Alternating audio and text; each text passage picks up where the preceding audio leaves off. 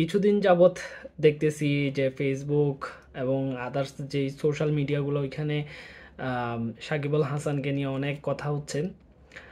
আপনারা জানেন রিসেন্টলি সে যে কাণ্ড ঘটাইছে, সেটা সম্পর্কে আসলে আর কিছু বলার নাই, সবাই জানেন, সবাই অবগত আছেন।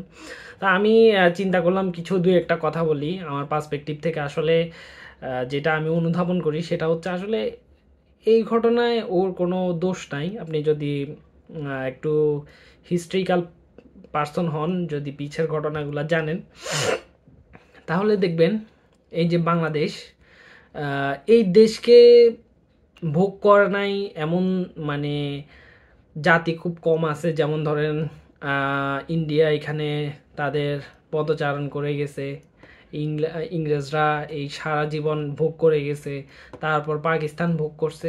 তো আসলে এটাই হচ্ছে এই দেশের একটা হিস্ট্রি, যে গোলামি করা পাঁচাটা।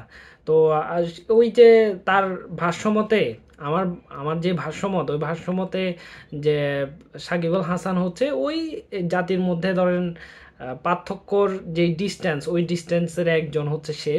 কারণ আমি কেন বললাম এই কথা, যে বাঙালির পা চাটার স্বভাব কোনোদিনও যাবে না। ওই ইংরেজদের সময়, ডাচদের সময়, পাকিস্তানের সময় ওই বাঙালি পা চেটে গেছে, আর এখনো পা চাটতেছে। এই যে সাকিব আল হাসানকে দেখলে তা বোঝা যায় সে হচ্ছে আসলে একটা টিপিক্যাল বাঙালি।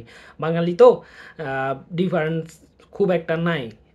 তো এটা আসলে ওর ব্যাপারেই দেখতে পারতেছেন যে এতগুলা মানুষ, এতগুলা বাচ্চা ছেলে খুন করার পরও এই এই শালা, এই কুত্তার বাচ্চা, জানোয়ারের বাচ্চা বলে মানে শুভ জন্মদিন। আপা চিন্তা করতে পারতেছেন মানে কত বড় বাইনচোদ হলে মানে এরকম একটা কাজ করতে পারে। আর কিছু বাইনচোদ আসবে বলবে আরে খেলোয়াড় সাকিব আর হচ্ছে রাজনৈতিক সাকিব দুইটা আলাদা।